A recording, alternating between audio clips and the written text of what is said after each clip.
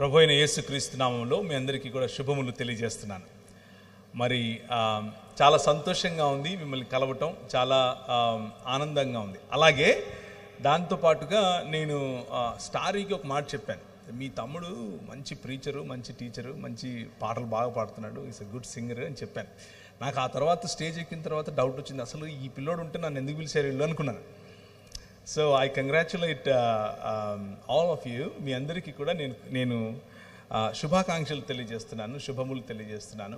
దేవుడు మీ మధ్య ఒక మంచి దైవజనుడిని తయారు చేస్తూ, ఒక మంచి దైవజన కుటుంబంలో భాగంగా ఆయనను నిలబెడుతున్నందుకు మరి దేవుని యొక్క సన్నిధి మీకు బలంగా లభించటానికి ఆయనను తర్బీదు చేస్తున్నట్లుగా కూడా నమ్ముతున్నాను. అయితే దేవుని వాక్యంలో నుంచి కొన్ని విషయాలు మీ ముందుంచే ప్రయత్నం చేస్తాను. దేవుని వాక్యమును చదివేటప్పుడు మనకు స్పష్టంగా తేట తెల్లగా మాట్లాడుతుంది. దేవుని వాక్యం మన జీవితాలను మారుస్తుంది. దేవుని వాక్యం మన జీవితాల్లో క్రొత్త సంగతులు నేర్పిస్తుంది. అలాగే దేవుని వాక్యం మన జీవితాల్లో అనేక విషయాల్లో మనల్ని ప్రోత్సహిస్తుంది కూడా. కొన్ని విషయాల్లో మనం ఎదగాల్సిన చోట మనం ఏదైతే చేయకూడదో వాటిని కత్తిరిస్తుంది కూడా. సో ఈ సాయంకాలం ఎవరికి ఏది ఎలా అందితే అలా మీరు తీసుకోండి. నేను మన గోదావరి జిల్లాలకు రాగానే నాకు భోజనం పెడతారు. భోజనాలు పెట్టడంలో గోదావరి జిల్లాల తర్వాతే ప్రపంచంలో ఎవరైనా. ముందు కొద్దిగా వేస్తారు. నేను అమ్మాయి అయిపోయిందిలే అని చేయి కడుక్కునే లోపు మళ్ళీ వేస్తారు, మళ్ళీ పెడతారు, మళ్ళీ పెడతారు. ఒక అరిటాకు లేకపోతే ఒక దాన్ని ఏమంటారు, మంచి పళ్ళెం పెట్టి దాంట్లో అన్నీ అమర్చి మధ్యలో అన్నం కుండలాగా ఇలా పోసి, కొండలాగా పోసి దాన్ని పెడతారు. నేను అది ఒక 10 రోజులు తింటాను. వాళ్ళు ఒకే రోజు తినాలి అని అంటారు. ఇది ఆంధ్ర పద్ధతి. నేను హైదరాబాద్లో పుట్టాను, అంటే పుట్టలేదు, హైదరాబాద్లో ప్రస్తుతానికి ఉంటున్నాను. అక్కడ వరకు ఆపండి. హైదరాబాద్లో బిర్యానీ వండుతారు. ఇలా బాగా అరేంజ్ చేసి పెట్టరు, అన్నీ కలిపేసి ఏది కనిపించకుండా పల్లెంలో వేసేసి ఇదే మంచిది వేసేసుకోండి అని చెప్తారు. ఎవరు ముక్కలోడు ఏరుకోవాల్సిందే. సో ఈరోజు నేను చెప్పబోయే మాట బిర్యానీ లాగే ఉంటుంది. మీకు కావలసినవి మీరు ఏరుకోవటమే, మీకు తగిలేవి మీరు తీసుకోవటమే. మీరెవరూ నాకు తెలియదు కాబట్టి, ఆబ్వియస్గా మీ గురించి నాకు తెలియదు కాబట్టి మీకు నేను చెప్పట్లేదు, వాక్యం చెప్తున్నాను.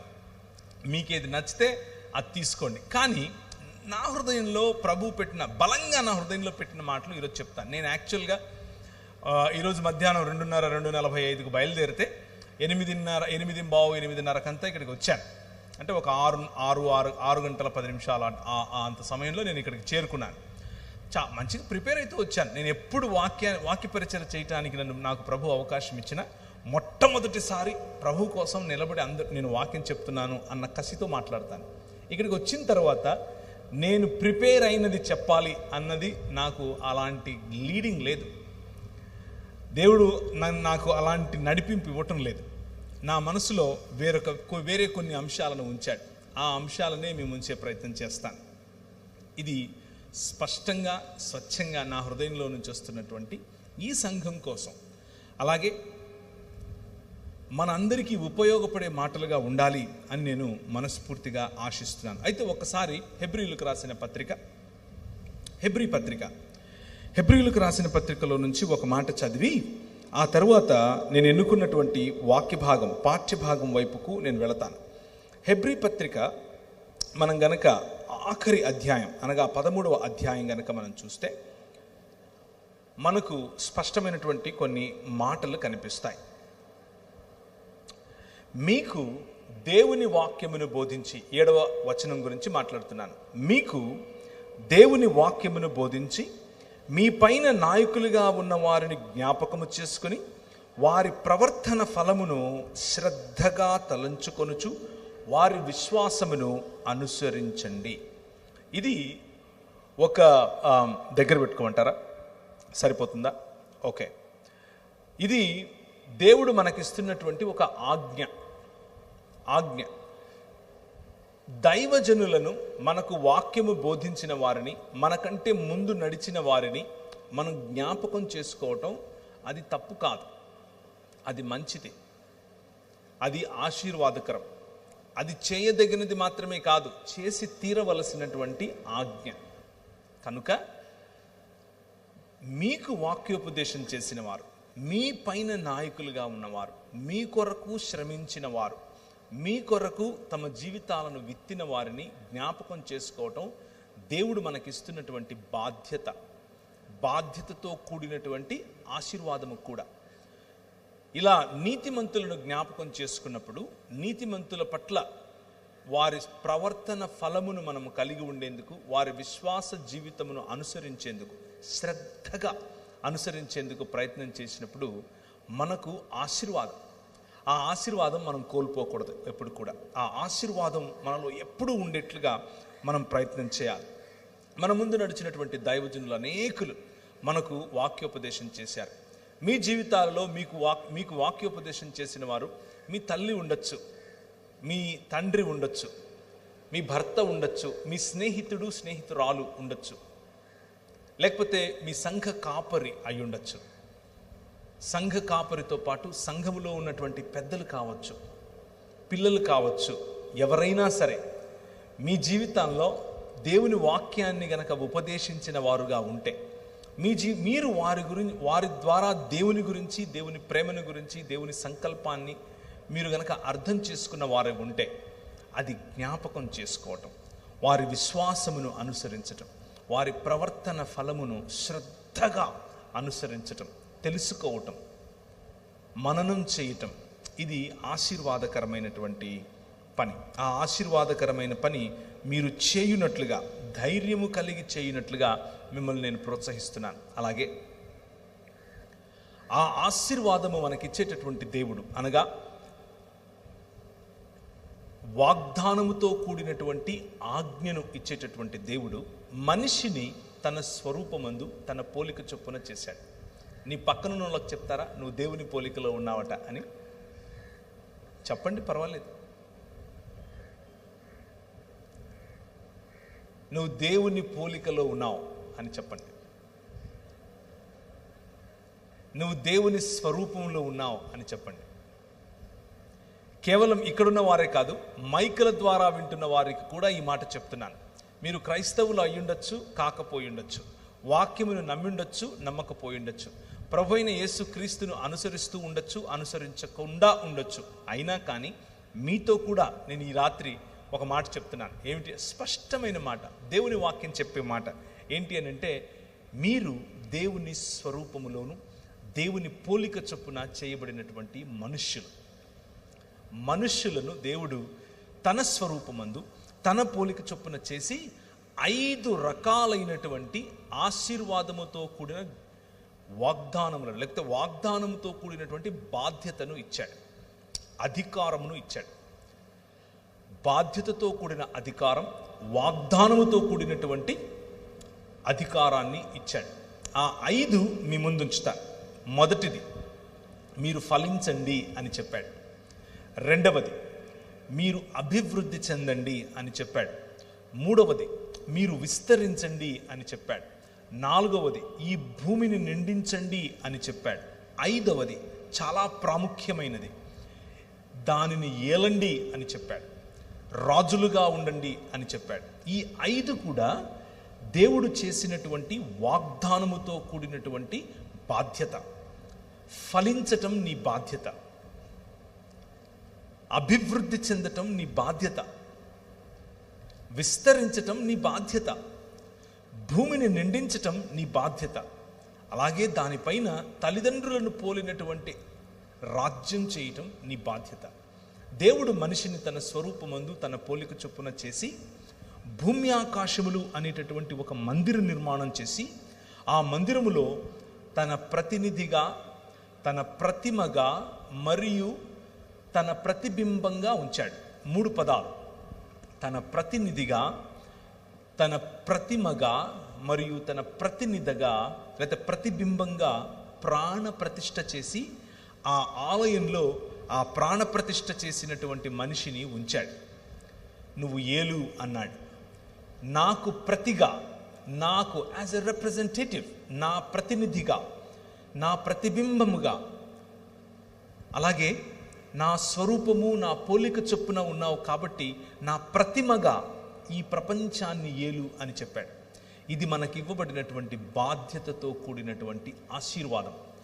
ఆ బాధ్యతతో కూడిన ఆశీర్వాదాన్ని మీకు ఒకసారి గుర్తు చేస్తున్నాను. సంఘముగా, రూపాంతర సంఘముగా పిలువబడుతున్నటువంటి మీరు, రూపాంతర సంఘముగా ఒక చోటికి వచ్చినటువంటి మీరు, రూపాంతర సంఘముగా నిర్మించబడుతున్నటువంటి మీకు దేవుడిస్తున్నటువంటి బాధ్యతతో కూడిన వాగ్దానం ఏమిటి అనంటే, మీరు ఫలించే సంఘముగా ఉండండి, మీరు అభివృద్ధి చెందే సంఘముగా ఉండండి, మీరు విస్తరించే సంఘముగా ఉండండి, మీరు భూమిని నిండించే సంఘముగా ఉండండి, అలాగే మీరు రాజ్యమేలేటటువంటి సంఘముగా ఉండండి.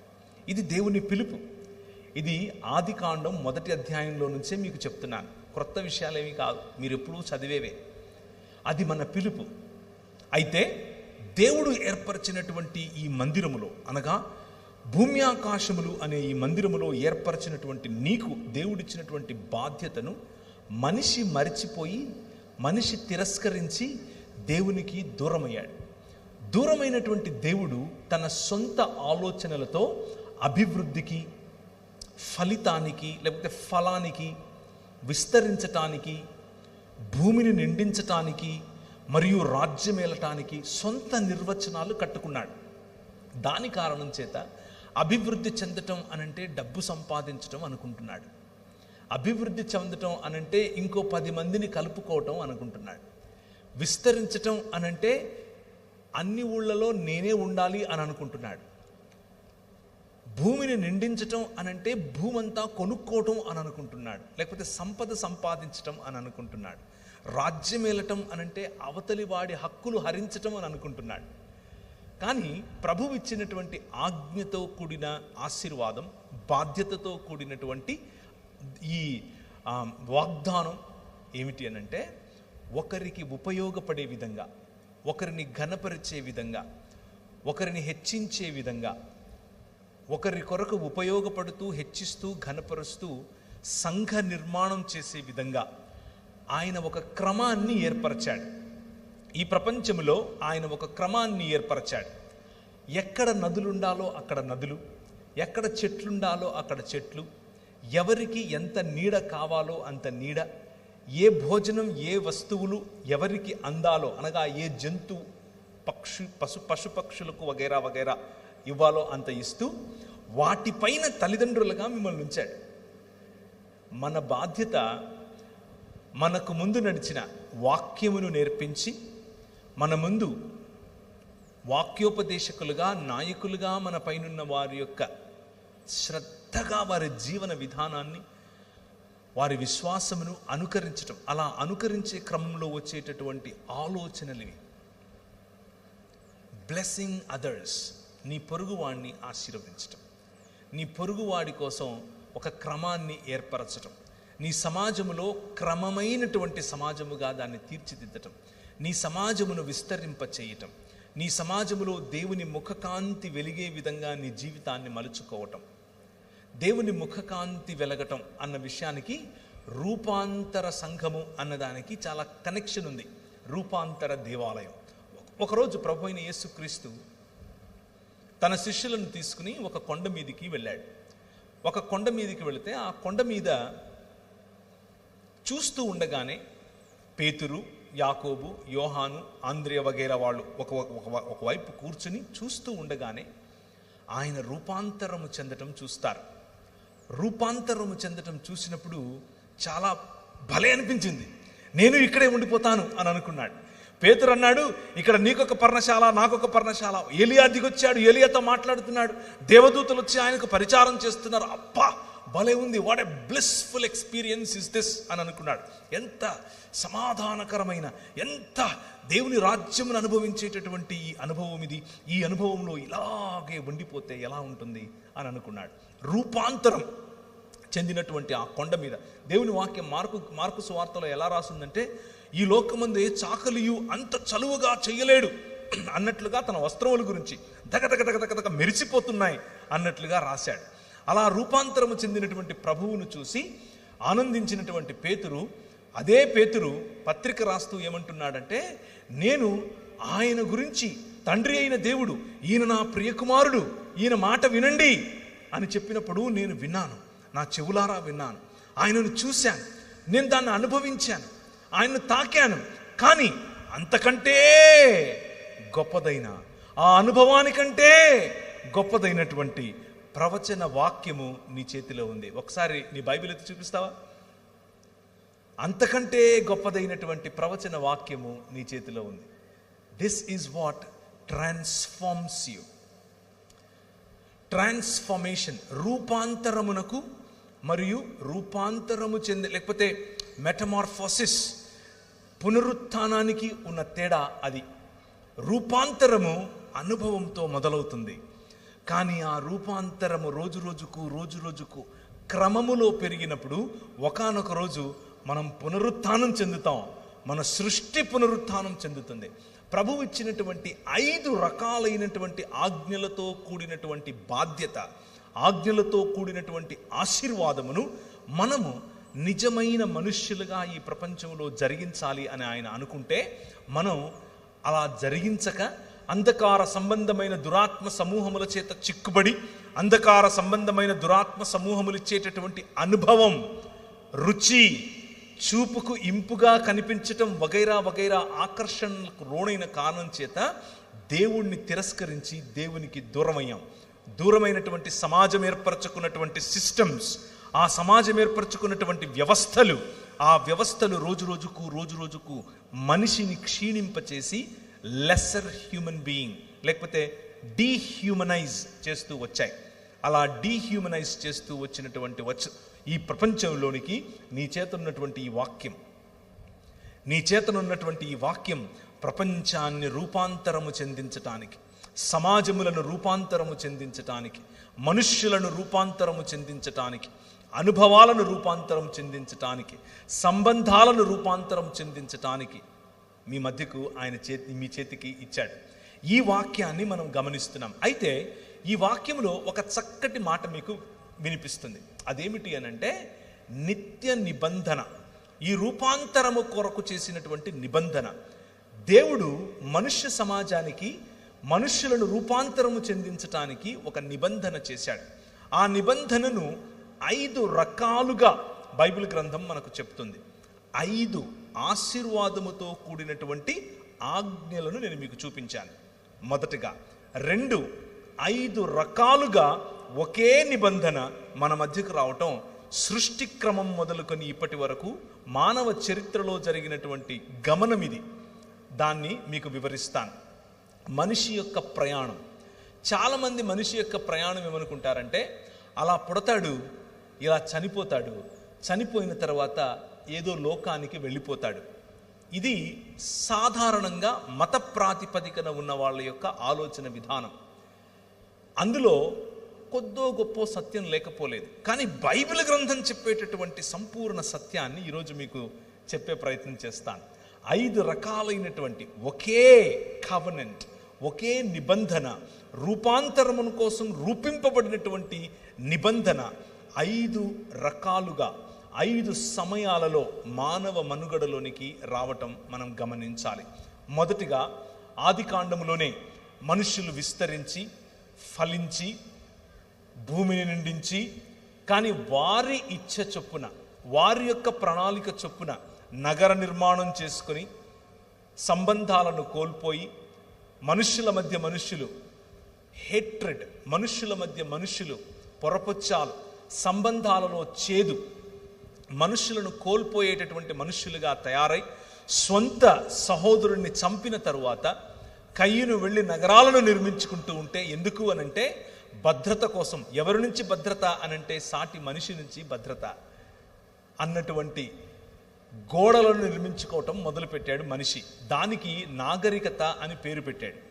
నాగరికతలలో ఎదుగుతున్నటువంటి మానవ సమాజం మెల్లిమెల్లిగా దేవునికి దూరం అయిపోయేటటువంటి మానవ సమాజంలోనికి దేవుని ప్రమేయం మనకు కనిపిస్తుంది.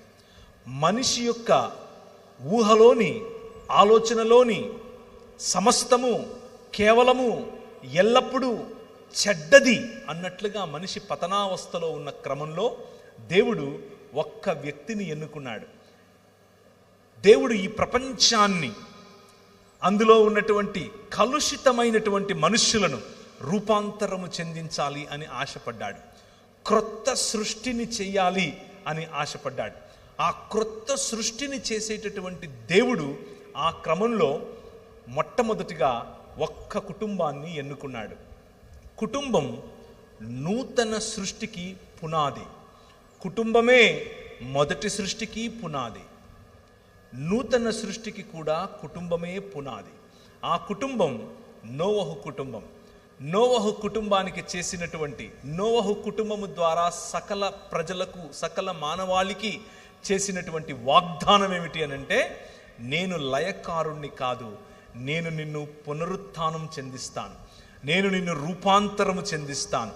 రూపాంతరము చెందించటానికి నేను ఏర్పరచుకున్నటువంటి మాధ్యమంలో నువ్వు ఒకటివి అని చెప్పి ఒక ఇంద్రధనస్సును ఏర్పరచి ఆయన యొక్క కృపను, ఆయన తిరిగి మనలను నిర్మించబోయేటటువంటి నూతన సృష్టికి ఒక ప్రతీకగా, ఒక నాందిగా, ఒక సూచనగా ఆయన మనకిచ్చాడు.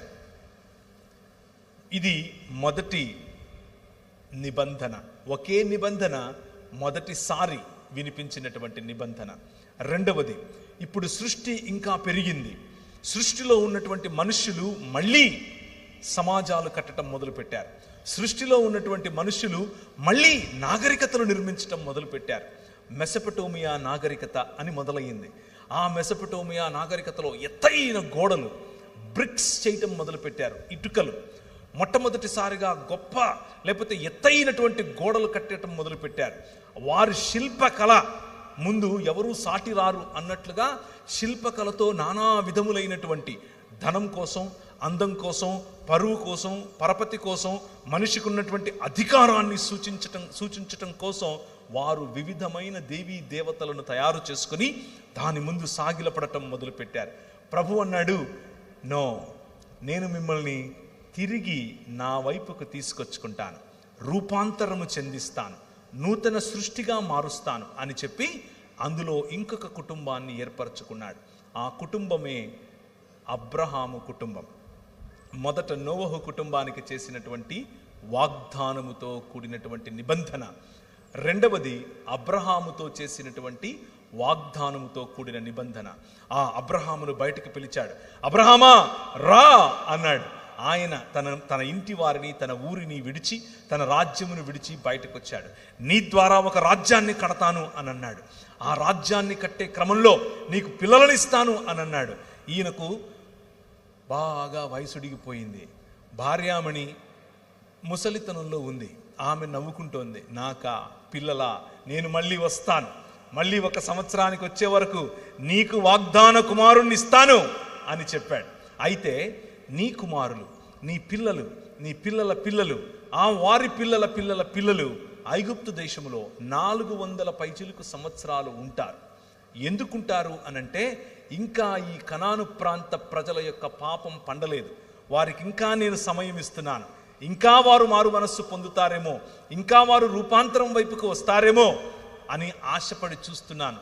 అంతవరకు నీ పిల్లలతో నేను ఇంకొక సమాజానికి బుద్ధి చెప్పాలి, నేను ఇంకొక సివిలైజేషన్, లేకపోతే ఇంకొక నాగరికత కొమ్ములు విరవాలి అని అన్నాడు.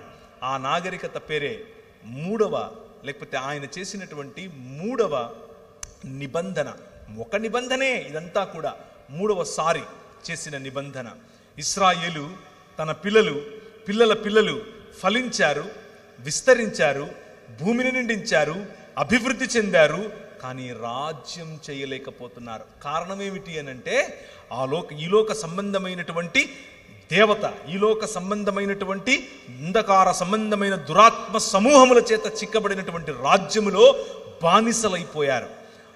పని ఎక్కువ, పారితోషికం తక్కువ, సమయాలలో పని చేస్తున్నారు, తినటానికి ఏమీ లేదు, ఏం చేయాలో తెలియదు. వారి ఆర్తనాదాలు ప్రభువు విన్నాడు. నేను విన్నాను అని అన్నాడు. మీకు వేరే ఎవరో గుర్తొస్తూ ఉంటే అది ఇక్కడి నుంచే వచ్చింది. మీరేదో అనుకుండేరు పొరపాటున, అది ఇక్కడి నుంచే వచ్చింది. ఏదొచ్చినా నేను ఉన్నాను అని అన్నాడు. నేను ఉన్నవాడను అని చెప్పినవాడు. నేను విన్నాను అన్నాడు. వారి ఆర్తనాదాలు విన్నాను అని అన్నాడు. ఉండి అలా ఊరుకోలేదు. మూడవ మాటగా ఆయన ఒక వాగ్దాన నిబంధనను చేశాడు. ఏమిటది? మోషే ద్వారా చేశాడు. నీ ద్వారా అబ్రహాముకు చేసినటువంటి వాగ్దానం యొక్క పర్యవసానముగా ఒక రాజ్య నిర్మాణం నేను చేస్తాను. 10 రకాలైనటువంటి దేవీ దేవతల చేత ఏర్పాటు చేసుకుని 10 రకాలైనటువంటి దేవీ దేవతల చేత పరిపాలింపబడుతున్నటువంటి ఈ రాజ్యములో నుండి నా జ్యేష్ఠపుత్రుడైనటువంటి ఇశ్రాయేలు నువ్వు రా అని పిలిచాడు. నోవహు నువ్వు రా అన్నాడు. అబ్రహాము నువ్వు రా అన్నాడు. ఇశ్రాయేలు నువ్వు రా అని పిలిచాడు. అందరినీ రా అనే పిలుస్తాడు ఈయన. వచ్చేయండి అంటాడు. గద్ద రెక్కల మీద మోసుకొని వెళ్ళినట్లు వారిని మోసుకొని వెళ్ళాడు. సంవత్సరాల తరబడి వాళ్ళు విత్తాల్సిన అవసరం లేదు, కోయాల్సిన అవసరం లేదు, కట్టాల్సిన అవసరం లేదు, నాటాల్సిన అవసరం లేదు.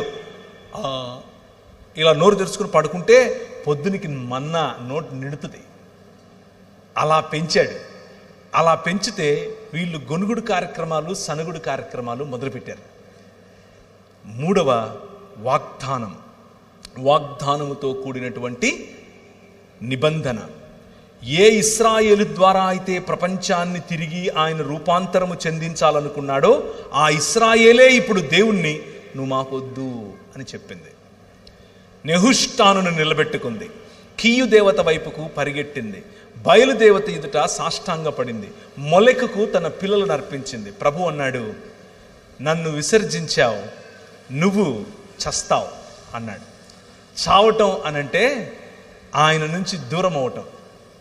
ఆయన చేసిన వాగ్దానముతో కూడినటువంటి ఈ ప్రతిజ్ఞ లేకపోతే కవెనెంట్, ఆ ప్రతిజ్ఞలో 2 పార్టీస్, నిబంధనలో 2 పార్టీస్. ఒక పార్టీ నువ్వు నాకొద్దు అని చెప్తా ఉంది. కానీ దేవుడు 5 రకాలైనటువంటి తన క్యారెక్టర్ వారితో చెప్తూ వచ్చాడు. ప్రవక్తలందరూ ప్రవచించినటువంటిది ఇదే. రాజుల గ్రంథంలో ప్రవచించినటువంటి మాటలు ఇవే. ఆయన లా లేకపోతే ధర్మశాస్త్రములో తనను గురించి తాను వివరించుకున్న 5 మాటలు ఇవే. మొదటిది, నేను నీ తండ్రిని, ఐ యామ్ యువర్ ఫాదర్. రెండవది, నేను నీ భర్తను, ఐ యామ్ యువర్ హస్బెండ్. ఇశ్రాయేలుతో దేవుడు చేసిన నిబంధన, ఒక తండ్రికి పిల్లలకు ఉండే నిబంధన, ఒక భార్యకు భర్తకు ఉండే నిబంధన, ఒక ప్రియురాలికి ప్రియుడికి ఉండే నిబంధన, ఐ యామ్ యువర్ లవర్, నేను నీ ప్రియుణ్ణి. నాలుగవది, తండ్రి, భర్త, ప్రియుడు, కాపరి, I am the good shepherd, నేను నిజమైన కాపరిని, మంచి కాపరిని అని చెప్పాడు. పోషించేవాణ్ణి నేను అని చెప్పాడు. మీరు నాటని ద్రాక్ష తోటలలో తింటారు, మీరు కట్టని కోటలలో మిమ్మల్ని పడుకునేలా చేస్తాను. మీరు స్వాధీనం చేసుకునేటటువంటి దేశం మీ కత్తి చేత కాదు, నా సన్నిధి కారణము చేత, నీతిగల నా దక్షిణ హస్తము చేత మీరు స్వాధీనం చేసుకుంటారు. ఎందుకు అనంటే ఐ యామ్ యువర్ కింగ్ అని చెప్పాడు. నేను నీ రాజును అని చెప్పాడు. తండ్రిని అన్నాడు, భర్తను అన్నాడు, ప్రియుణ్ణి అన్నాడు, కాపరిని అన్నాడు, రాజును అన్నాడు. తండ్రిలా ఫలింపచేయటం, భర్తలా అభివృద్ధి చెందించటం, ప్రియుడిలా విస్తరింపచేయటం, కాపరిలా పోషింపబడటం, ఆ పోషణలో భూమిని నిండించటం, మరియు రాజులా రాజ్యం చేయటం. These are the connections. ఈ డాట్స్ని కనుక మీరు కనెక్ట్ చేస్తే బైబిల్లో ఫ్లో అయ్యేటటువంటి ఈ నరేటివ్ ఒక్కసారి గమనించండి. 5 రకాలైనటువంటి ఆశీర్వాదములు, 5 రకాలైనటువంటి వాగ్దానములు, 5 రకాలైనటువంటి రిలేషన్షిప్, సంబంధం ప్రభు మనతో చేశాడు. అయితే ఆయన చేసినటువంటి నిబంధనలో నేను మీకు 3 చెప్పాను. మోషే వరకు చెప్పాను.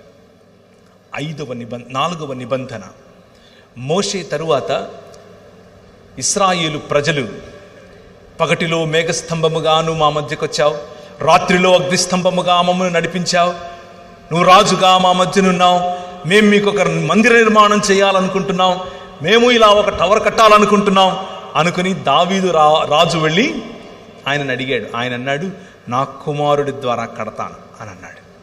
నా కుమారుడి ద్వారా కడతాను. దావీదు అనుకున్నాడు సొలొమోను కడతాడు బహుశా అని అనుకొని సొలొమోను నిజంగానే కట్టడం మొదలుపెట్టాడు. ఆయన కట్టిన తరువాత, ఆ కట్టడం పూర్తయిన తరువాత షకీనా మహిమ దిగి వచ్చింది. కానీ అది ఎంత సత్యమో దానిని మించిన సత్యం, దానిని మించినటువంటి సంపూర్ణత, దానిని మించినటువంటి రూపాంతరము చెందేటటువంటి అనుభవం మన ప్రభు అయిన యేసు క్రీస్తులో 5వసారి నిత్య నిబంధనగా బెరిత్ ఒలాం అని పిలిచారు. బెరిత్ ఒలాం టు నోవా, బెరిత్ ఒలాం టు అబ్రహాం, బెరిత్ ఒలాం టు ఎవరు? మోషే, బెరిత్ ఒలాం టు డేవిడిక్ కవెనెంట్ అని పిలిచారు. బెరిత్ ఒలాం in and through one and only Jesus Christ. యేసు క్రీస్తు ద్వారా మనుషులందరినీ ఐక్యపరిచేందుకు ఒక నిబంధన చేశాడు. మనుషులందరినీ రూపాంతరము చెందించటం కోసం ఒక నిబంధన చేశాడు. ఆ నిబంధనలో తిరిగి యేసు క్రీస్తులో తండ్రిగా, భర్తగా, ప్రియుడిగా, కాపరిగా మరియు రాజుగా మన మధ్యకు తనను తాను కనపరుచుకున్నాడు. This is the plan of God. ఇది దేవుని యొక్క ప్రణాళిక. ఆ ప్రణాళికలో భాగంగా మనం ఈ తాడేపల్లిగూడెంలో ఒక సంఘముగా మారాం. ఎందుకు అనంటే దానియేలు ఒకానొక సమయంలో ఒక దర్శనం చూశాడు. ఏ చేతి సహాయం లేకుండా తీయబడినటువంటి ఒక రాయిని చూశాడు. ఆ రాయి ఇంతింతై మహాపర్వతమైంది. అది మహాపర్వతమై వచ్చి ఎక్కడ పడిందో తెలుసా? తాడేపల్లిగూడెంలో పడింది. అదే మీరు. ఈ ఒక్క నిబంధన మనుష్యులకు తండ్రిని గుర్తు చేస్తోంది. ఈ ఒక్క నిబంధన మీ ద్వారా ప్రజలకు భర్తకుండేటటువంటి లక్షణాలు గుర్తు చేస్తోంది. ఈ ఒక్క నిబంధన ప్రేమ అంటే ఏమిటో మీ ద్వారా ప్రజలకు చూపిస్తోంది. ఈ ఒక్క నిబంధన మీ ద్వారా కాపరిత్వం అంటే ఏమిటో ఈ ప్రజలకు చూపిస్తోంది. ఈ ఒక్క నిబంధన నిజమైన సుపరిపాలన, రాచరికం ఎలా ఉంటుందో ఈ ప్రపంచానికి చూపించగోరుతోంది. ఆ నిబంధనలో భాగమే ఈ సంఘం. ఈ స్థానిక సంఘంలో భాగమైనటువంటి మీరు ఐక్యత కలిగి చేయవలసినటువంటి పని ఇదే. రీసెంట్గా వచ్చినటువంటి ఒక సర్వే చెప్తాను మీకు. మెల్లిమెల్లిగా కొన్ని దేవుని వాక్యానికి సంబంధించినటువంటి అంశాలు ఓపెన్ చేసి చూద్దాం. కానీ ప్రభువు ఒకసారి కీర్తనల గ్రంథం 68వ అధ్యాయం 5-6 వచనాలు ఎవరైనా మైక్ తీసుకుని తెలుగులో గట్టిగా చదవాలి. కీర్తనల గ్రంథం 68వ అధ్యాయం 5-6 వచనాలు. వేరెవరైనా హోషేయ గ్రంథం 14వ అధ్యాయం 3వ వచనం చదవాలి. ఎవరికైనా మైక్ ఇవ్వండి దయచేసి. మైక్లో చదివితే అందరికీ వినపడుతుంది. 2 మైకులు లేవా?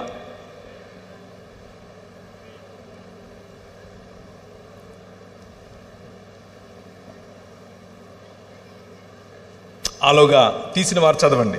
కీర్తనల గ్రంథం 68వ అధ్యాయం 5-6 వచనాలు.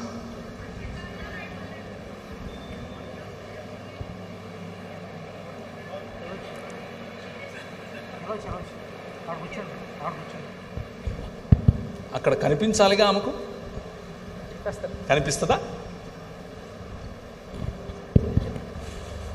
పోనీ నేను చదివేనా? చదవండి. కీర్తనల గ్రంథం 68 5 నుంచి 6 వరకు. తన పరిశుద్ధాలయమందుండు దేవుడు తండ్రి లేని వారికి తండ్రియు విధవరాండ్రకు న్యాయకర్తయు అయ్యున్నాడు. దేవుడు ఏకాంగులను సంసారులుగా చేయువాడు. ఆయన బంధింపబడిన వారిని విడిపించి వారిని వర్ధిల్ల చేయువాడు. ఆయన ఇచ్చినటువంటి వాగ్దానమును, ఆయన చేసినటువంటి నిబంధన ద్వారా ఆయన వాక్యములో ఎలా చేయబోతున్నాడో స్పష్టంగా తన క్యారెక్టర్, తన నేచర్, తన స్వభావాన్ని తెలియచేస్తున్నాడు. హోషేయ గ్రంథం 14వ అధ్యాయం 3వ వచనం. హోషేయ గ్రంథం 14వ అధ్యాయం 3వ వచనం. అశ్షూరీయుల చేత రక్షణ నొందగోరము, మేమికను గుర్రములను ఎక్కము. మీరే మాకు దేవుడని మేమిక మీదట మా చేతి పనితో చెప్పము. తండ్రి లేని వారి ఎడల వాత్సల్యము చూపువాడవు నీవే కదా. చదవండి. వారు విశ్వాసఘాతకులు కాకుండా చాలు తండ్రి లేని వారి ఎడల వాత్సల్యము చూపువాడు మన దేవుడు. కీర్తనల గ్రంథం 82:3.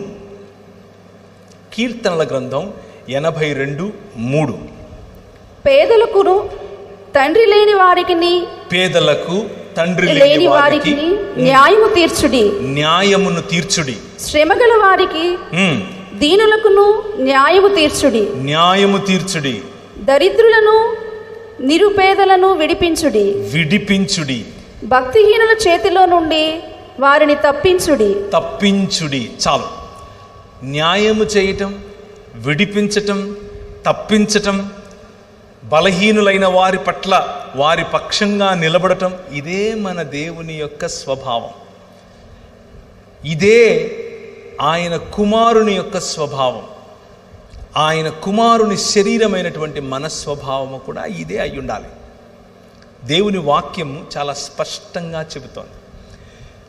మనం దేవుని స్వరూపము, దేవుని పోలిక చొప్పున చేయబడ్డాం అంటే దాని అర్థం ఏమిటి అని అంటే, దేవునికి ఉన్నటువంటి గుణాతిశయములను, గుణ లక్షణములను ప్రచురించువారగుటకు ఆశ్చర్యకరమైనటువంటి వెలుగులోనికి పిలువబడిన వారం. పేతురు గ్రంథంలో చెప్పినట్లు, మనల్ని పిలిచిన వాడి గుణాతిశయములను ప్రచురం చేయుటకై చీకటిలో నుండి ఆశ్చర్యకరమగు వెలుగులోనికి మిమ్మల్ని ఎలా పిలిచాడు? రాజులైన యాజక సమూహముగా పిలిచాడు. రాజులైన యాజక సమూహం చేయాల్సిన పనేమిటి? విడిపించటం, తప్పించటం, వారి పక్షమున నిలబడటం, వారికి బలమునివ్వటం, వారి తోడుగా నడవటం. అలాగే యెషయా గ్రంథం 1వ అధ్యాయం 17వ వచనం. దేవుని స్వరూపము, దేవుని పోలిక చొప్పున ఉన్నటువంటి మనుష్యులు చేయవలసినటువంటి మానవత, చూపించవలసినటువంటి మానవత, దేవుని హృదయం యొక్క గుండె చప్పుడు ఏమిటి? చదవండి 17వ వచనం. ఇశ్రాయేలు యొక్క వెలుగు అగ్నియును, అతని పరిశుద్ధ దేవుడు జ్వాలయునగును.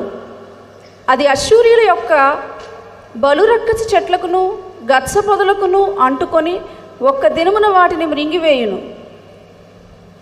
1:7. యెషయా గ్రంథం 1:7. 17. 1:7 అండి. 1వ అధ్యాయం 17వ వచనం. మీ దేశము 17. కీడు చేయుట మానుడి, మేలు చేయుట నేర్చుకోండి. న్యాయమును జాగ్రత్తగా విచారించండి. హింసింపబడే వారిని విడిపించుడి. తండ్రి లేని వారికి న్యాయం తీర్చండి. విధవరాండ్ర పక్షముగా వాదించండి. ఇది మన దేవుని గుండె చప్పుడు. ఒక్క చోట కాదు, 2 చోట్ల కాదు, 10 చోట్ల కాదు, 1000 చోట్ల ఇదే మాట ఆయన మాట్లాడతాడు. ఆయన హృదయంలో ఉన్నటువంటివి 3 ప్రధానమైన లక్షణాలు. ఆయన ఎందుకు మనతో వాగ్దానం చేశాడు? ఎందుకు మనల్ని మనుష్యులుగా బ్రతకమంటున్నాడు? ఎందుకు మనతో నిత్య నిబంధన చేస్తానంటున్నాడు? ఆయన కలిగించబోయేటటువంటి, ఆయన రూపాంతరముగా మనల్ని సృష్టించి నూతన సృష్టిగా ఒక నూతన రాజ్యములోనికి నడిపించినప్పుడు ఉండేవి కూడా 3 ప్రధానమైన లక్షణాలు. 1 న్యాయము, 2వది కనికరము, 3వది దీన మనస్సు. న్యాయము, కనికరము, దీన మనస్సు. 5 రకాలుగా తనను తాను పరిచయం చేసుకున్నాడు. 5 ఆశీర్వాదములతో కూడిన బాధ్యతలను నీకు ఇచ్చాడు. 5 రకాలుగా తన నిబంధనను నీకు చూపించాడు. 3 గుణ లక్షణాలను నీలో కోరుకుంటున్నాడు. 3. మనం మతం కట్టేసుకుని నేనేం తీసుకుని వచ్చి నిన్ను దర్శించాలి, 1000 పొట్టేళ్ళు ఇచ్చేయినా, నా కొడుకు పుట్టాడు వాడిని ఇచ్చేయినా, ఈ నదులన్నీ తీసుకొని తైలంగా చేసి నీకు ఇచ్చేయినా అని అడుగుతున్నాం. ఆయన అంటున్నాడు, ఇవన్నీ నాకు వద్దు బాబు, అవన్నీ వేరు వేరు రకాలైన దేవీ దేవతలు అడుగుతారు, వాటిని పక్కన పెట్టు. నేను అడిగేది 3. న్యాయమును జరిగించుటయు, కనికరమును ప్రేమించుటయు, దీన మనస్సు కలిగి నీ దేవుడైన యెహోవా ఎదుట జీవించుటయు. ఇంతే కదా నేను అడుగుతున్నాను. ఇది కష్టం అంటారా? చాలా కష్టం. కానీ పిలిచింది మాత్రం ఈ 3. దయచేసి గుర్తుంచుకోండి. తండ్రి లేని జీవితం గురించి కొన్ని విషయాలు మీకు చెప్తాను. నేను పుట్టినప్పటి నుంచి నా తండ్రి మొహం చూడలేదు. I never saw my father. నేను తండ్రి లేకుండానే పెరిగాను. మా అమ్మే నాకు తండ్రి, మా అమ్మే నాకు తల్లి. మా తాత, మా అమ్మ వాళ్ళ నాయన నాకు తండ్రి స్థానంలో అన్నీ చేశాడు. ఇంటి పేరుతో సహా ఆయనదే. తండ్రి లేని జీవితాలు, తండ్రి లేని కుటుంబాలు ఎలా ఉంటాయి అని నేను మీకు కొన్ని విషయాలు చెప్తాను. తండ్రి లేని జీవితాలు, తండ్రి లేని కుటుంబాల్లో ఎలా ఉంటుంది అని అంటే, పిల్లల్లో సెల్ఫ్ కాన్ఫిడెన్స్ నశించిపోతుంది. పిల్లల్లో భద్రత లేకుండా పోతుంది. పిల్లల్లో భవిష్యత్తు పట్ల ఆందోళన ఉంటుంది. పిల్లలు బాస్టన్ స్కూల్స్ అంటే అర్థం ఏంటంటే బాల నేరస్తులు ఎక్కువగా జైల్లో ఉండేది తండ్రి లేని కుటుంబాల నుండే. తండ్రి లేని కుటుంబాల నుంచే 100 మంది గంజాయికి మరియు మాదక ద్రవ్యాలకు అలవాటు పడ్డారు అనంటే అందులో 74% తండ్రి లేని వారే అయి ఉంటారు. 14 సంవత్సరాలకు 16 నుంచి తక్కువ సంవత్సరాలలో ఆడపిల్లలు ప్రెగ్నెంట్స్ అయ్యి అబార్షన్స్ చేసుకుంటున్నారు అనంటే వాళ్ళ సంఖ్య 100 అయితే అందులో 68 మంది తండ్రి లేని కుటుంబమే. ఇదంతా నేను సొంతంగా చెప్తున్నది కాదు, అదొక సర్వే. భారతదేశమైనా పాశ్చాత్య దేశాలైనా ఇవే చెప్తున్నాయి. తండ్రి లేని కుటుంబం ఎలా ఉంటుంది? 71% మంది హై స్కూళ్ళలో నుంచి బయటపడిపోతారు, అంతకెక్కువగా చదవరు అనంటే దానికి కారణం తండ్రి లేని కుటుంబాలు. ఇక్కడ ఇంకా చాలా పెద్ద లిస్ట్ ఉంది, అది చదవటం కంటే ముందు ఒక మాట చెప్తాను.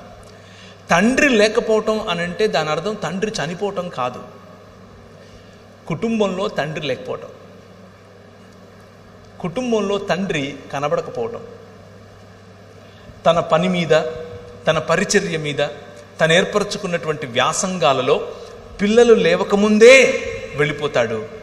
పిల్లలు పడుకున్న తరువాత ఇంటికి వస్తాడు. భార్యకు తెలుసు తండ్రి ఆ భర్త ఏమిటో, పిల్లలకు తెలియదు తండ్రి ఏమిటో. అటువంటి ఇళ్ళు భారతదేశంలో కొల్లలు. అటువంటి ఇళ్ల కారణం చేత బాల నేరస్తులు పెరుగుతున్నారు. ఇలా తండ్రి అనగా అథారిటీ ఫిగర్, తండ్రి నుంచి దూరమైనటువంటి పిల్లలు 2 రకాలుగా స్పందిస్తారు. 2 రకాలుగా. మొదటిది అగ్రెసివ్, వైలెంట్ అయిపోతారు. వైలెంట్, చాలా వైలెంట్. ప్రతిదానికి తిరిగి సమాధానం చెప్పటం, ప్రతిదాన్ని ఎదిరించటం, ప్రతిదానిపైన తిరుగుబాటు చేయటం మొదటి ఎక్స్ప్రెషన్. 2వ స్పందన లేక ప్రతిస్పందన, ఏమీ మాట్లాడరు, ఎవరితో సంబంధం పెట్టుకోరు. వారిలో వారికి ఒక ప్రపంచాన్ని నిర్మించుకొని అందులో అలా ఉండిపోతారు. తండ్రి లేని కుటుంబాలు కూర్చున్న వారిలో, అలాగే లైవ్ ద్వారా చూస్తున్న వారిలో ఈ మాట చెప్తున్నాను. పురుషులకు మీ పనుల్లో, మీ పరిచర్యల్లో, మీ వ్యాసంగంలో, మీ పిల్లల ఎదుట మీరు కనబడకుండా ఉన్నారా? This is the result that you are going to see. ఈ పర్యవసానమే మీ కుటుంబంలో చూడబోతున్నారు. పురుషుడు ఇంటికి రాకుండా ఉన్నటువంటి స్త్రీలతో మాట్లాడుతున్నాను. మీ పిల్లలు జాగ్రత్త. తండ్రి యాబ్సెంట్గా ఉన్నటువంటి కుటుంబాల్లో జరిగేటటువంటి పర్యవసానం ఇది.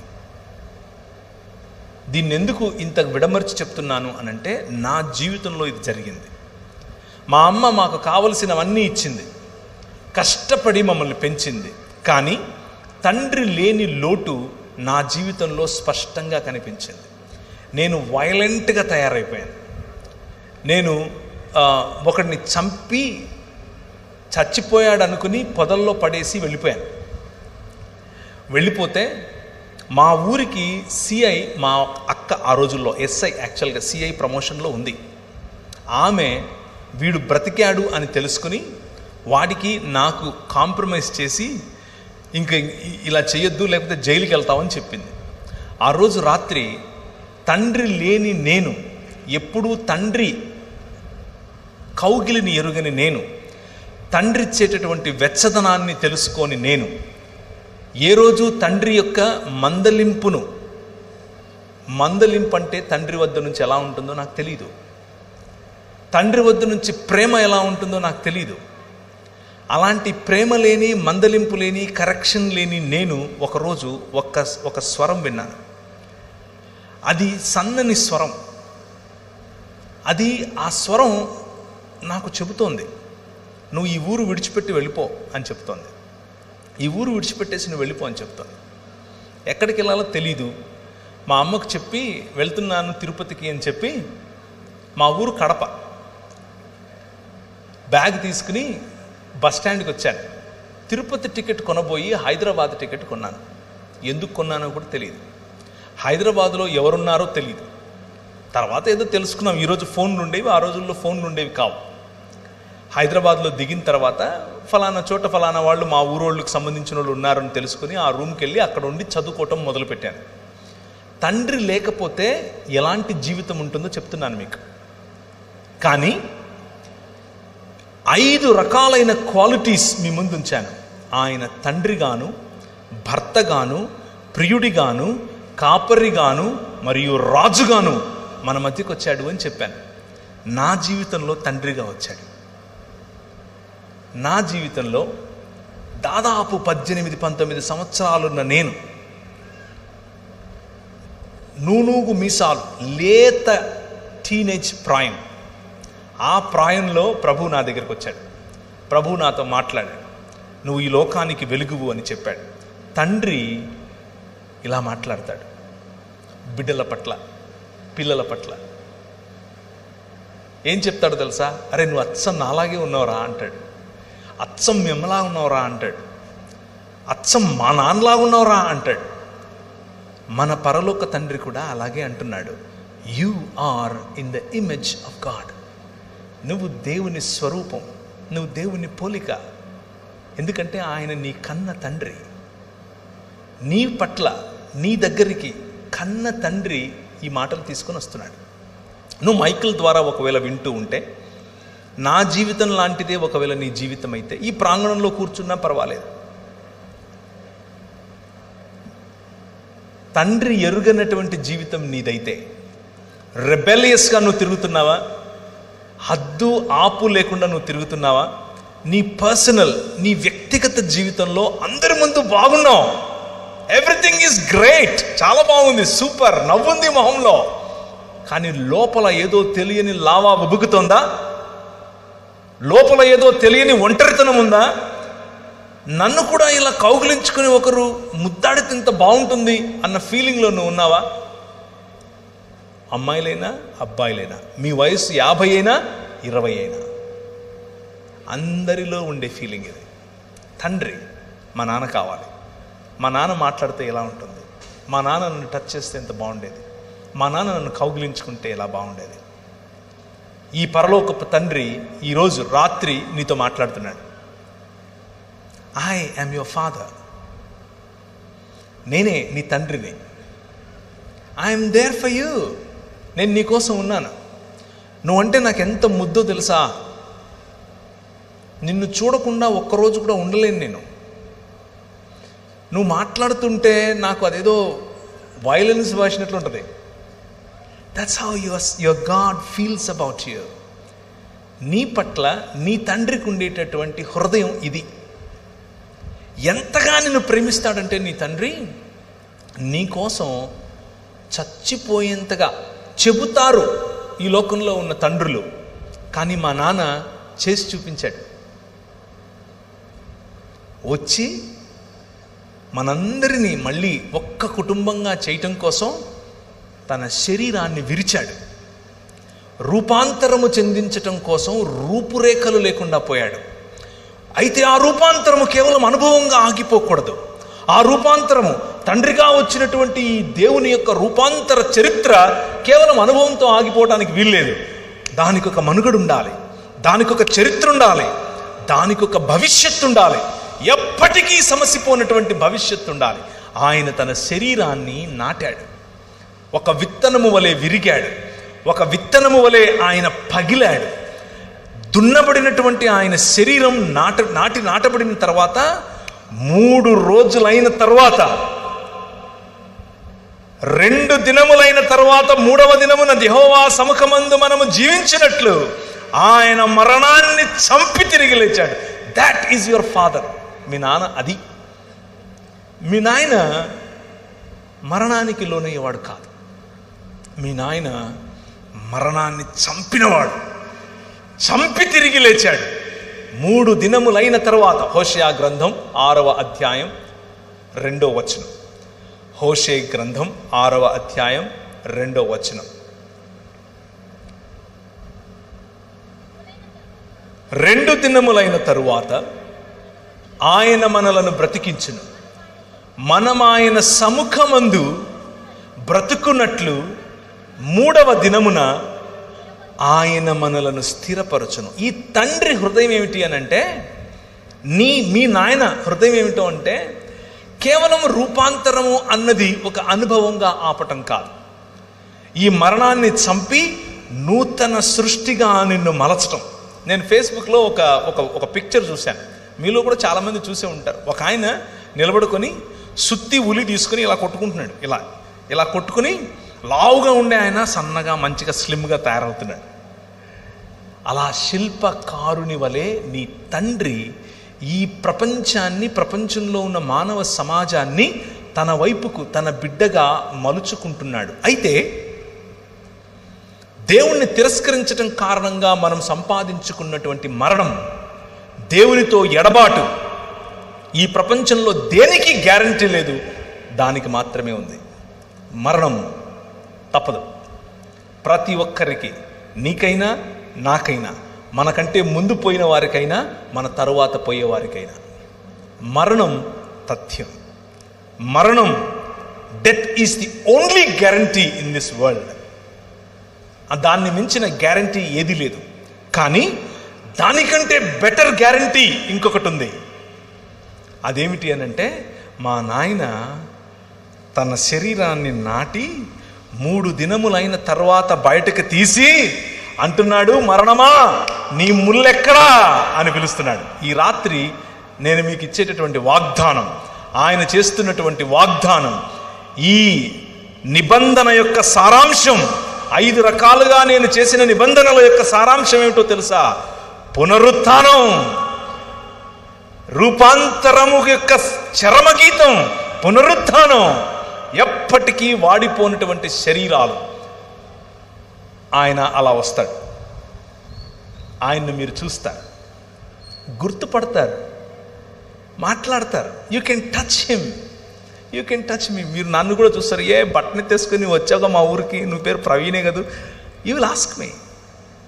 I will say yes yes, నేను అవునవును, హే బాగున్నావా అని అడుగుతాను నేను మిమ్మల్ని. This is going to happen. That is the hope that we have. క్రైస్తవులకి ఉన్నటువంటి హోప్, క్రైస్తవుడికి ఉన్నటువంటి నిరీక్షణ, మన ఆత్మలో ఎక్కడికో వెళ్ళిపోయి ఎక్కడో ఉంటామని కాదు. అది ప్లేటో చెప్పినటువంటి ఒక మిథాలజీ, ప్లేటో చెప్పినటువంటి ఫిలాసఫీ. ప్లేటో తరువాత నియో ప్లేటోనిజంగా మారింది.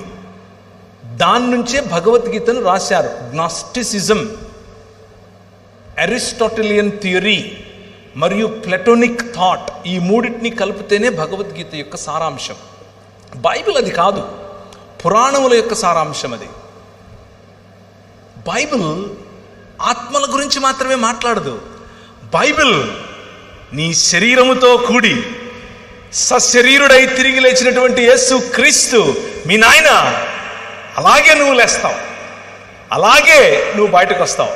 ఇప్పుడున్న దానికంటే అందంగా. నాకు బహుశా కొంచెం వెంట్రుకలు ఎక్కువ వస్తాయి, నాకు బహుశా లొట్ట పని ఉండదు, నేను బహుశా ఇప్పుడులాగా కాకుండా అందంగా కనిపిస్తాను. ఇప్పుడు కేవలం నా భార్యకి అందంగా కనిపిస్తాను. That is you going to be your future.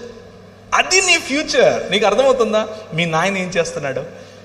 Now can you read Ephesians chapter, ఎఫెసీయులకు రాసిన పత్రిక 1వ అధ్యాయం 10వ వచనం. ఆయనకు ఒక సంకల్పం ఉంది. ఆ సంకల్పాన్ని మీకు గుర్తు చేయాలనుకుంటున్నాను. మీ నాన్న ఏం చేస్తున్నాడు అనేది మీకు గుర్తు చేసి ముగిస్తాను. ఆయన ఏం చేస్తున్నాడు అని అంటే, చదవండి. దేవునికి ఒక సంకల్పం ఉంది. ఆ సంకల్పాన్ని బట్టి ఆయన పరలోకమందున్నవే గాని భూమి మీద ఉన్నవే గాని సమస్తాన్ని క్రీస్తునందు ఏకంగా సమకూర్చాలని తనలో తాను నిర్ణయించుకున్నాడు. ఆయన నిర్ణయం, ఆయన సంకల్పం భూమి ఆకాశములను కలపటం. నిన్ను ఇక్కడి నుంచి తీసుకెళ్ళిపోయి ఎక్కడో పెట్టడం కాదు. అది మతం. నిన్ను ఇక్కడి నుంచి తీసుకెళ్ళిపోయి ఎక్కడో పెట్టడం మతం, ఫిలాసఫీ. ఆయన ప్రణాళిక, ఆయన సంకల్పం వేరు. ఆయన సంకల్పం ఏమిటి అనంటే భూమి ఆకాశములను కలపటం. దేవుని సన్నిధిలో మనుష్యులు బ్రతుకున్నట్లు, ఆయన మనతో కాపురముండునట్లు మనుష్యుని యొక్క ప్రయాణం 3 దిశలుగా వెళుతోంది. మనం చచ్చిపోయి ఎక్కడికో వెళ్ళేది కాదు మన ప్రయాణం. మన ప్రయాణం తోటలో మొదలైంది. ఆయన ఇచ్చినటువంటి వాగ్దానముతో కూడిన ఆశీర్వాదంతో మొదలైంది. ఆ తోటలో ఉన్నటువంటి ప్రయాణం అరణ్యము గుండా వెళుతోంది, నగరాల గుండా వెళుతోంది, దేవుని రాజ్యము గుండా వెళుతోంది. ఆ రాజ్యములో దేవుని సన్నిధి, ఆ రాజ్యములో దేవుని ఐక్యత, ఆ రాజ్యంలో మనుషులందరినీ ఐక్యపరిచేటటువంటి ఆయన చేసిన నిబంధన చివరకు దేవుని రాజ్యము సంపూర్ణముగా ఇంకొక నగరంగా మారబోతుంది. ఏంటా నగరం? తన భర్త కొరకు అలంకరింపబడినటువంటి పెండ్లి కుమార్తె వలె నూతన యెరూషలేము అలంకరింపబడి భూమి మీదికి దిగి రాబోతోంది. ఆ నగరంలో మనం నివాసం చేయబోతున్నాం. ఆ నగరంలో దేవుడు మనతో కాపురం ఉండబోతున్నాడు. ఆయన సన్నిధిలో, ఆయన ముఖ కాంతిలో మనం ఉండబోతున్నాం. భూమి ఆకాశములు ఐక్యపరచబడి నూతన ఆకాశము నూతన భూమి అనేటటువంటి దేవుని నూతన సృష్టిలో మనం ఉండబోతున్నాం. ఇది మన ముందు నడిచిన వారు, మనకు వాక్యోపదేశం చేసిన వారు నేర్పినటువంటి సత్యం. అర్థమవుతుందా? The reality, the truth of Bible is God coming and dwelling with us. దేవుడు వచ్చి మన మధ్య నివాసం చేయటం. మనం ఇక్కడి నుంచి ఎక్కడికో వెళ్ళిపోవటం కాదు. దేవుడు వచ్చి మన మధ్య నివాసం చేస్తాడు. ఆ నూతన సృష్టిలో తండ్రి లేని నువ్వు తండ్రిని కనుగొంటావు. హల్లెలూయా. నాకు నిజమైన తండ్రి కనిపిస్తాడు. నా నిజమైన తండ్రి దగ్గరికి వెళ్ళి నేను హత్తుకుంటాను. ఆయన నా కన్నుల ప్రతి బాష్ప బిందువును తుడిచేస్తాడు. That is what your God is doing. That is what your father is doing. నీ తండ్రి చేసేటటువంటి పని అది. నీ తండ్రి నీకు ఇచ్చినటువంటి మాట నెరవేర్చుకునే తండ్రి. ఈ దేవుని రాజ్యం అనేటటువంటి దర్శనం చూసి దానియేలు చెప్పినటువంటి ఆ ఇంతై మహాపర్వతమైనటువంటి ఆ రాయి వచ్చి ఈ ఊర్లో పడితే ఒక సమాజముగా స్త్రీ అని పురుషుడని తేడా లేకుండా, గ్రీకు దేశస్థుడని యూదుడని తేడా లేకుండా, దాసుడని యజమాని అని తేడా లేకుండా అందరూ కలిసి ఒక్కటిగా, ఒక్క శరీరముగా మారుతున్నారే. దీనినే రూపాంతరం అని పిలుస్తారు. ఈ రూపాంతరం ఇంతటితో ఆగదు. ఈ రూపాంతరం ఒక నూతన యెరూషలేము అనే పట్టణంలోనికి వెళ్ళిన తర్వాత ముగుస్తుంది.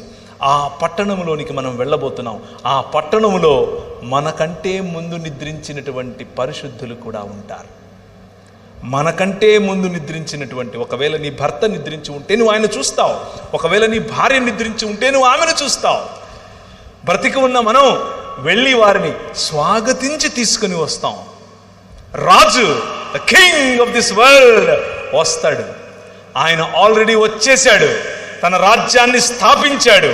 ఆ రాజ్యంలో భాగంగా నువ్వు ఉంటున్నావు. మళ్ళీ ఇంకొకసారి సంపూర్ణమైనటువంటి రూపాంతరము చెందిన తర్వాత, మెటమార్ఫోసిస్ కంప్లీట్ అయిపోయిన తర్వాత, నూతన సృష్టిగా మార్చబడిన తర్వాత ఆయన నీకు ఫలించే అధికారముతో కూడిన బాధ్యత,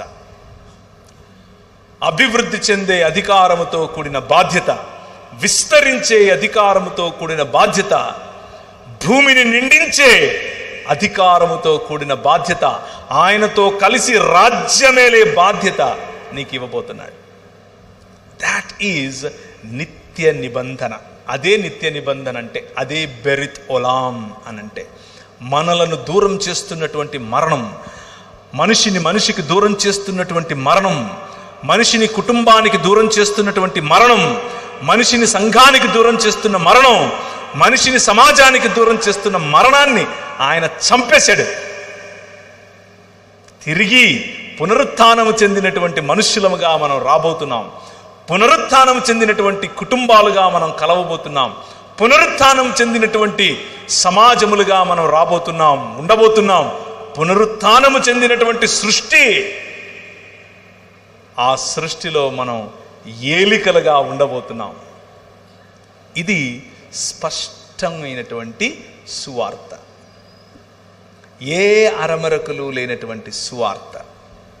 ద హోప్, యేసుక్రీస్తు ఇస్తున్నటువంటి నిరీక్షణ, యేసుక్రీస్తు మీ మనసుల్లో ఉంచుతున్నటువంటి నిరీక్షణ ఏమిటి అనంటే, నేను క్రీస్తును పోలినట్లుగా రూపాంతరము చెందిపోతాను.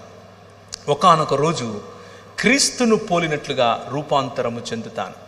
సీతాకోక చిలుక ఒక కకూన్గా ఉండి మెల్లిమెల్లిగా అందమైనటువంటి సీతాకోక చిలుకగా తయారై బయటికి ఎలా వస్తుందో, ఇప్పుడు కకూన్గా ఉన్న నీవు, పాతి పెట్టబడిన నీవు, చచ్చిపోతున్న నీవు, చచ్చిపోయిన తరువాత అందమైన సీతాకోక చిలుక వలె పునరుత్థానము చెంది రాబోతున్నావు. 2 దినములైన తరువాత ఆయన మనలను బ్రతికించును. 3వ దినమున యెహోవా సముఖమందు మనము బ్రతుకున్నట్లు ఆయన మనలను స్థిరపరచును. ఆ 3వ దినము కోసమే మనం వేచి చూస్తున్నాం. ఆ 3వ దినమును మరణాన్ని చంపి తిరిగి లేచినటువంటి ప్రభు అయిన యేసుక్రీస్తు సూచనగా చూపించాడు. కానీ రాబోయేటటువంటి 3వ దినం ఒకటి ఉంది. ఆ 3వ దినములో నూతన ఆకాశము, నూతన భూమి, నూతన సృష్టిగా మనం ఉండబోతున్నాం. ఆ నూతన సృష్టిని అనుభవించటానికి ప్రభు అయిన యేసుక్రీస్తు మిమ్మల్ని పిలుస్తున్నాడు. తండ్రి, ఆయన భర్త కూడా, హృదయంలో ఉన్నటువంటి నీ బాధ ఆయనకు తెలుసు. ఆయన ప్రియుడు కూడా. నువ్వెవరికీ షేర్ చేసుకోలేని, ఎవరికీ పంచుకోలేనటువంటి నీ ఫెల్ట్ నీడ్స్, నీ హృదయాక్రందనలు, నీ ఒంటరితనం, నీ ఏడుపు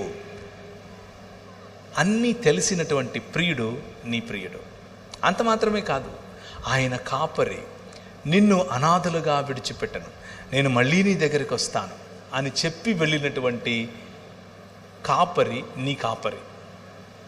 ఈ కాపరి నీకు కావలసిందల్లా, కావలసిన పోషణంతా ఇవ్వగల కాపరి. చివరిగా ఈయన రాజు, ఈయన ప్రపంచములకు రాజు, ఈయన నీతికి రాజు, ఈయన మనుష్యత్వానికి రాజు, ఈయన నీతి న్యాయములు జరిగించే రాజు. భూమి ఆకాశములను తన చేతి చేత లేకపోతే తన మాట చేత సృజించినటువంటి రాజు, ప్రపంచములను ఏలే రాజు, భూమి ఆకాశములను ఐక్యపరిచే రాజు, మీ మనసులను నిర్మించే రాజు, మీ ఒంటరితనాన్ని చూసినటువంటి రాజు, ఆ ఒంటరితనంలో నేను ఉన్నాను, నేను నీ మాట విన్నాను అనే రాజు, ఒకానొకప్పుడు ఒంటరిగా ఉన్నటువంటి 5 మంది భర్తలున్న తర్వాత కూడా ఒంటరితనాన్ని అనుభవిస్తున్నటువంటి ఒక స్త్రీ ఒంటరిగా వచ్చి నీళ్లు చేదుకుంటుంది అని తెలుసుకున్నటువంటి నీ రాజు ఆమె దగ్గరికి వెళ్ళి కూర్చుని, అమ్మా నీళ్ళు ఇస్తావా అని అడుగుతాడు. ఈ రాజు కథ వేరు. This king is your king.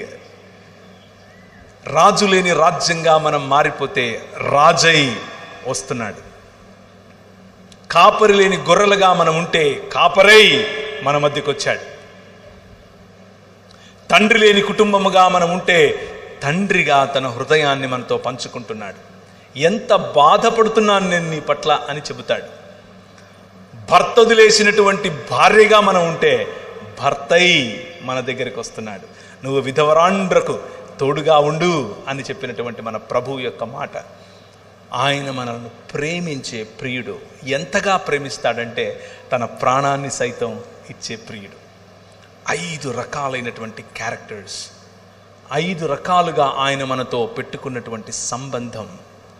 ఈ సంబంధం ఇంతకంటే పదిలమైన, ఇంతకంటే స్థిరమైన, ఇంతకంటే సంతోషాన్నిచ్చే సంబంధం నా జీవితంలో నేను వెతికే ప్రయత్నం చేస్తే కూడా దొరకలేదు.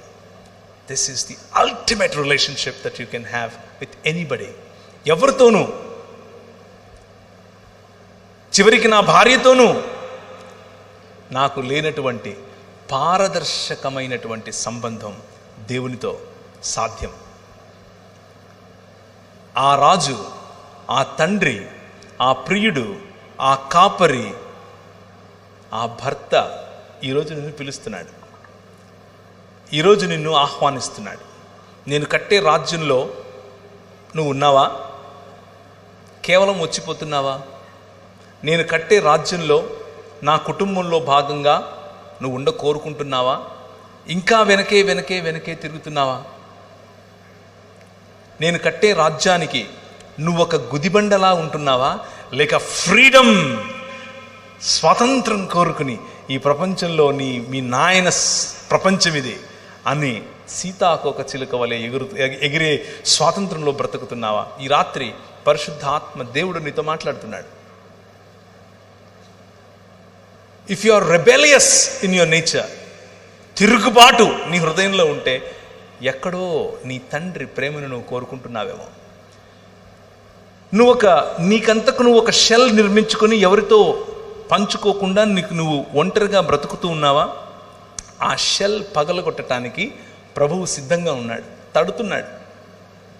దాన్ని పగలగొట్టి చూడు, నువ్వు సీతాకొక చిలుక అవుతావు.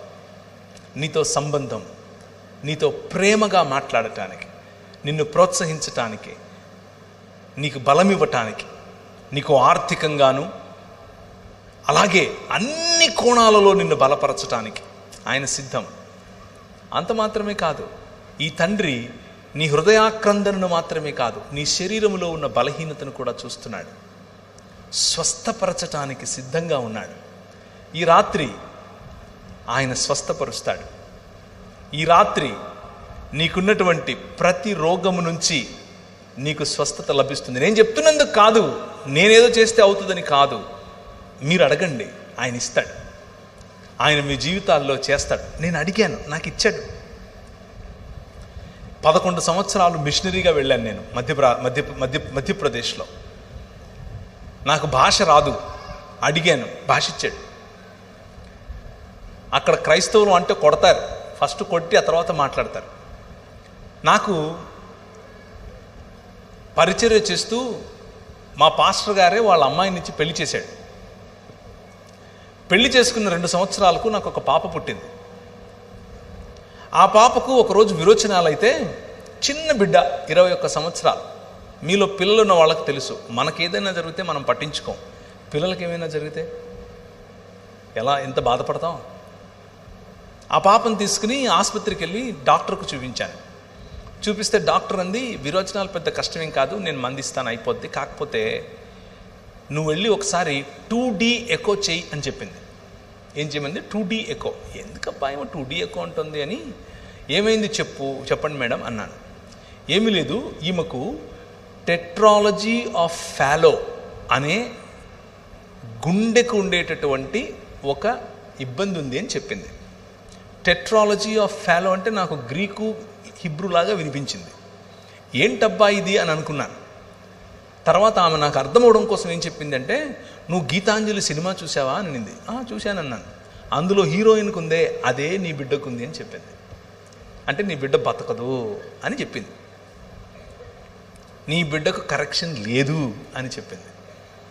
కానీ ట్రై చేద్దులే అని ఉపశమనం కూడా ఇచ్చింది. నేను బయటకు వచ్చాను. అప్పటికే ఇండియాలో 38th ర్యాంక్, పెద్ద కాలేజ్ ఏం కాదు కానీ 38వ ర్యాంక్ ఉండే కాలేజీలో నేను ఎంబీఏ చేశాను.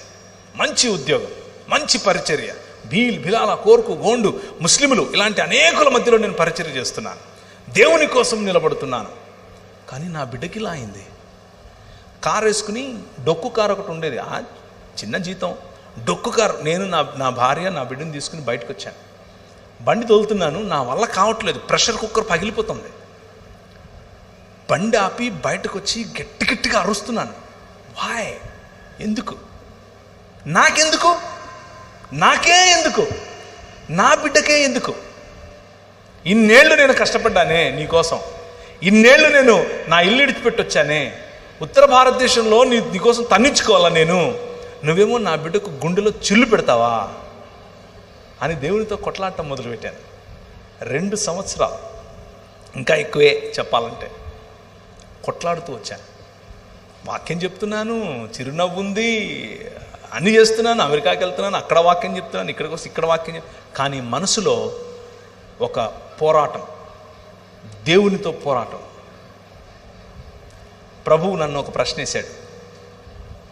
ఒరే, నువ్వు ఎంతకాలం బతుకుతావురా అన్నాడు. వేసుకో, ఒక 80-90 వేసుకో, దాని తర్వాత ఈమె నీ బిడ్డ కాదు, నువ్వు చచ్చిపోతావు. కానీ నాకు జీవితాంతం బిడ్డ. ఈ జీవితమే కాదు, నూతన సృష్టిలో కూడా బిడ్డ. అది నా ప్రేమకు నీ ప్రేమకు తేడా, టెన్షన్ పడకు అని చెప్పాడు. వెతికితే ఒక మంచి డాక్టర్ బెంగళూరులో దొరికితే ఆయన దగ్గరికి వెళ్ళి కరెక్షన్ చేయించాను. ఆ అమ్మాయికి 1.5 సంవత్సరం 2 ఏళ్ళు ఉండగానే కరెక్షన్ చేయించాను. కంప్లీట్గా హీల్ చేశాడు దేవుడు, కంప్లీట్గా. ఇప్పుడు సామాన్యమైనటువంటి పిల్లలు ఎంత ఎదుగుతారో, ఎంత మాట్లాడతారో, ఎంత చదువుతారో, ఎంత ఉన్నతంగా ఆలోచిస్తారో, అన్నీ సామాన్యుల కంటే బెటర్గా నా బిడ్డను ఆశీర్వదించాడు. It's all about hope and it's all about trusting your God. నీ తండ్రి పట్ల నీకు ఉండాల్సిన నమ్మకం, నీ తండ్రిని ఆనుకోవటం. అయితే నీ తండ్రి నువ్వు గొనుగితే, నువ్వు కొట్లాడితే, నువ్వు పోరాడితే నిన్ను వదిలిపెట్టి వెళ్ళిపోయే టైప్ కాదు. నీకు ఆ హక్కు ఇచ్చాడు, నీకు ఆ హక్కు ఇచ్చాడు. నువ్వు నీ ఒంటరితనంలో, నీ బలహీనతలో, నీ రోగంలో ఆయనతో పోరాడు. ఆయన అడుగు, ఎందుకు ఇలా అవుతుంది నాకు అని అడుగు. సమాధానం ఆయనే ఇస్తాడు. నాకే ఎందుకు, నా కుటుంబానికే ఎందుకు, నా సంఘానికి ఎందుకు ఇలా అవుతుంది, మా సమాజానికి ఎందుకు ఇలా అవుతుంది, సమాధానం ఆయనే ఇస్తాడు. Wait and see. ఊరకనే ఉండి యెహోవా ఇచ్చే రక్షణను చూడు అంటాడు. ఊరకనే జస్ట్ నిలబడి చూడంతే. నా పనులు, నా సంకల్పం, నా తీర్మానాలు, నేను చేసే పనులు నీకు అందవు. నీ ఆలోచన ఎక్కడ ఆగుతుందో దాని నుంచి ఒక 20 కిలోమీటర్ల తర్వాత నాది మొదలవుతుంది అంటాడు. నేను చూడలేదు నా భవిష్యత్తు ఇలా ఉంటుందని, కానీ ప్రభు చూశాడు. నా పోరాటంలో నాకు నేర్పిన పాఠాలు, నా పోరాటంలో నన్ను నిలబెట్టిన పద్ధతి, నా పోరాటంలో నన్ను ఆశీర్వదించిన విధానం ఇంతా అంతా కాదు. ఎక్కడో మారుమూల గ్రామంలో ఏ నక్సలైట్గానో, రాడికల్గానో, రౌడీగానో బతకాల్సిన నన్ను ఆయన హెచ్చించాడు. ఆయన నిజంగానే లోకమునకు వెలుగు అని ఆయన చేసిన వాగ్దానముతో కూడిన ప్రమాణాన్ని నెరవేరుస్తున్నాడు. It is possible with you. నీ జీవితంలో కూడా అది సాధ్యం. ముఖ్యంగా యువకులు, మైకుల ద్వారా వింటూ ఉన్న, లైవ్ ద్వారా వింటూ ఉన్న యువకులకు, యువతులకు ఈ మాట చెప్తున్నాను. మీ లైఫ్లో ఇప్పుడు మీరున్నటువంటి స్టేజ్లో మీకు చాలా క్వశ్చన్స్ ఉంటాయి, మీకు చాలా ప్రశ్నలు ఉంటాయి, చాలా పోరాటం ఉంటుంది, కంపారిజన్ ఎక్కువ ఉంటుంది. పక్కనోళ్ళు కంపేర్ చేస్తారు, మిమ్మల్ని మీరు చేసుకుంటారు. అందంలో కంపారిజన్, చదువులో కంపారిజన్, ధనంలో కంపారిజన్, కులంలో కంపారిజన్, మతంలో కంపారిజన్, ప్రతి చోట్ల పోల్చుకోవటం ఎక్కువ. కానీ మీ నాన్న మీరు ఎలాంటి పరిస్థితిలో ఉన్నా మిమ్మల్ని ప్రేమించే నాన్న. అయితే మీ నాన్న మిమ్మల్ని పిలుస్తున్నాడు. నీ యవ్వన ప్రాయంలో, నీ యువతలో, in your youthfulness, come to your father. నీ తండ్రి దగ్గరికి వచ్చి ఆయన కౌగిలిని ఒక్కసారి అనుభవించి చూడు. నీ జీవితం మారిపోతుంది. నా జీవితం మారింది. నా జీవితం భేషుగ్గా మారింది. పెంట కుప్పల మీద పడి ఉండేవాడిని. భయంకరంగా నేను మాదక ద్రవ్యాలకు అలవాటు పడిపోయి ఉన్నవాడిని. నా జీవితాన్ని మార్చాడు. నీ జీవితాన్ని మారుస్తాడు. అండ్ టుడే, ఈరోజు, ఒకానొకప్పుడు నేను బ్రతికే గనక బ్రతికునుంటే మా ఇంట్లో వాళ్ళు నన్ను చూసి అసహ్యించుకునేవారు. ఈరోజు గర్వపడక్కర్లేదు, కనీసం అసహ్యించుకోరు. గర్వపడక్కర్లేదు, కనీసం అసహ్యించుకోరు. ఈ రాత్రి ఈ పిలుపు మీ నాన్నది. మీ నాన్న మిమ్మల్ని పిలుస్తున్నాడు. నేను ఒక ఉద్యమం చేస్తున్నాను. ఆ ఉద్యమంలో నా పిల్లలందరినీ పోగేస్తున్నాను, ఒక్క శరీరంగా పోగేస్తున్నాను. ఆ శరీరంలో నువ్వు భాగమవుతావా అని పిలుస్తున్నాడు. నిర్ణయం తీసుకుంటే నీకు మంచిది. అంత మాత్రమే కాదు, ఆల్రెడీ సంఘములో భాగస్వామ్యం పొందినటువంటి నీవు దేవుని రాజ్యం, ఆయన యొక్క పని, ఆయనతో కలిసి చేయాల్సినటువంటి పనిలో నీకు మనసు రావట్లేదా? నీకు ఇంట్రెస్ట్ లేదా? ఈరోజు రాత్రి మీ నాన్న పిలుస్తున్నాడు. వాయ్? ఎందుకు? Do you think I deceived you? నేనేమైనా మోసం చేశానా? నీకు అలాంటి ప్రశ్న ఉందా మనసులో? నేను నీతో సరిగ్గా లేనా? అలా అనిపిస్తుందా నీకు? ఐ లవ్ యూ, నువ్వంటే నాకు చాలా ఇష్టం, నీకోసం ఏమైనా చేయటానికి నేను సిద్ధం అని మీ నాన్న చెప్తున్నాడు. That is what he laid in my heart tonight. ఈరోజు రాత్రి ఈ మాటలు నా హృదయంలో పెట్టాడు. నేను ప్రిపేర్ అయింది వేరే.